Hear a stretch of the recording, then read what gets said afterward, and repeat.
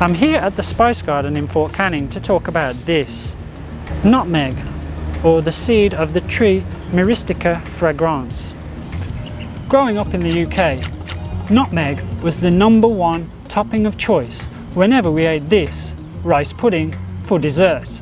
Young me would grab the small glass bottle of nutmeg powder from the table and sprinkle away without a second thought about where it had come from, or the slightest notion of the incredible yet brutal story of how this remarkable seed had made its way from a handful of islands in present-day Indonesia to the dining tables of Europe and beyond. I first learned about it a few years ago after reading this amazing book, but it wasn't until I moved to Southeast Asia and Singapore that my thirst for knowledge was rekindled by, of all things, a glass of nutmeg juice in Penang. The mysterious spice from my childhood had returned, but in a different form. But what was it doing here in Penang?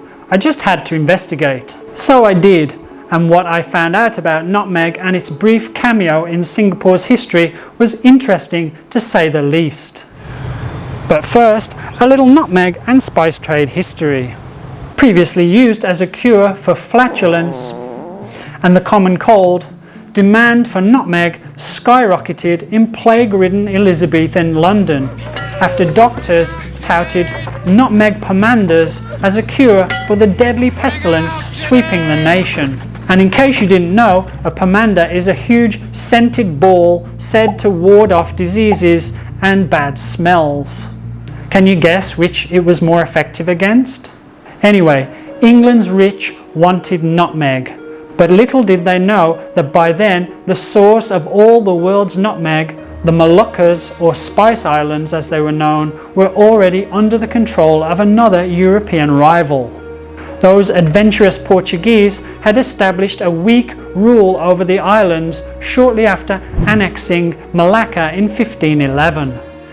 At the time, the tiny islands of Ternate and Tidore were home to almost all of the clove trees on the planet, while the even smaller and much harder to find Banda Islands were home to all of the world's nutmeg trees. Now, the Portuguese enjoyed a monopoly for quite some time, but they weren't the only Europeans interested in grabbing a piece of the spice game. The Spanish had already tried but failed to oust the Portuguese by the time the Dutch arrived in 1599, and that's when things really started to get spicy. And although it took a few years, the Dutch eventually managed to kick out the Portuguese, plus the few remaining Spaniards, and assume control. Meanwhile, the English, also keen to cash in on this lucrative trade, turned up during the same period. Determined to upset the existing order, they managed to gain a foothold in two places, Ambon and the tiny island of Roon in the Bandas. At just 3 kilometers by 1 kilometer, this tiny speck of an island may seem insignificant, but it was to prove extremely valuable to the English in the future.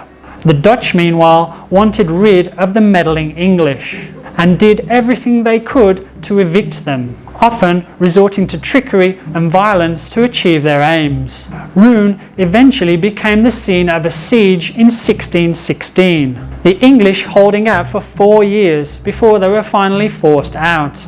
The Dutch, meanwhile, already feared by the locals for their brutal nature, then took full control of the trade on the back of a couple of horrific incidents. And it was no surprise that these involved lots of death. The first incident occurred in 1621, thanks to this nasty fella, Jan Pieterszoon Cohen, at the time the Governor-General of the Dutch East Indies. Ruthless was his middle name. Well, actually not really, but it should have been. On Cohen's orders, Dutch soldiers and Japanese mercenaries, read samurai, brutally massacred 44 local chiefs. And when I say massacred, I mean massacred. They were decapitated and then quartered. In fact, it was so brutal, there is even a painting of the incident. See what I mean? You can see the heads and body quarters hoisted up on spikes as a warning. Not content with killing all the chiefs, the Dutch then went on to massacre thousands of inhabitants of the island of Great Banda in order to crush resistance to their rule, replacing the locals with slaves. The second incident was 2 years later in the city of Amboina and again involved Cohen, as Cohen's men first tortured and then executed 20 English and Japanese residents on trumped-up conspiracy charges. You see a pattern developing here? The Dutch now had a monopoly on the nutmeg trade. Of course they did, they'd killed everybody else. Although English anger at what became known as the Amboina Massacre simmered on for decades. The dispute was settled only in 1667 when the two nations signed the Treaty of Breda. In return for relinquishing their claim to Rouen, see, I told you it would become important, the English received Manhattan Island, then known as New Amsterdam, from the Dutch. Not a bad swap in hindsight. However, full revenge was not gained until decades later in 1810 when the English invaded and took control of all the Spice Islands. The Dutch at this time were weak after having their asses kicked by Napoleon. The English eventually gave the Moluccas back to the Dutch after the signing of another treaty, but not before they ended the island's grip on the spice trade once and for all, with a simple yet highly effective plan. Before handing back the islands, they uprooted hundreds of nutmeg and clove trees and shipped them off to other English colonies with a similar climate, such as Ceylon, Penang and Bencoolen. Why didn't anyone think of that earlier? Now, Singapore entered the fray, as in 1819, Stamford Raffles decided to send 125 nutmeg plants and 1,000 seeds to his newly established Straits settlement. The arrival of this lucrative cash crop sparked what was termed nutmeg mania among Singapore's colonial landowners. And by 1848, 20 plantations were home to approximately 44,000 nutmeg trees. Many of them situated in plots along Orchard Road, including the present-day site of the Istana. Cairnhill Road here was home to one such plantation. The land was leased in 1840 by Scot Charles Carney. He planted more than 4,000 nutmeg trees, and for a while everything was hunky-dory. However, Singapore's nutmeg bonanza was short-lived, as a mysterious disease began to ravage nutmeg trees around the island beginning in the late 1840s. The culprit was eventually determined to be a beetle, but by then mass cultivation of nutmeg in Singapore had ended. The once huge orchards subdivided and sold off.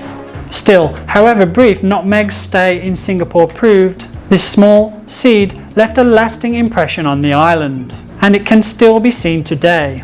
Orchard Road, site of the former plantations, has 2 sculptures dedicated to this most fragrant of spices, while you can still find nutmeg trees scattered around the island. Like this one, just off Coronation Road. These are the Botanic Gardens, and here near the entrance to Sungai Buloh Wetland Reserve. And although Singapore didn't benefit hugely from the heyday of the spice trade, one could argue that actually it did. As were it not for nutmeg and cloves, the Portuguese, the Dutch, the English, including Raffles, may never have been in Southeast Asia in the first place. And if he had not selected this site as a strategic base for English trade, would Singapore have evolved into the amazing freewheeling city-state that we know today? Let me know your thoughts in the comments. If you enjoyed this video, please don't forget to give me a like and subscribe in order to see my future content. So that's it for today's video. I hope you enjoyed it, and I'll see you next time. Take care. Over and out.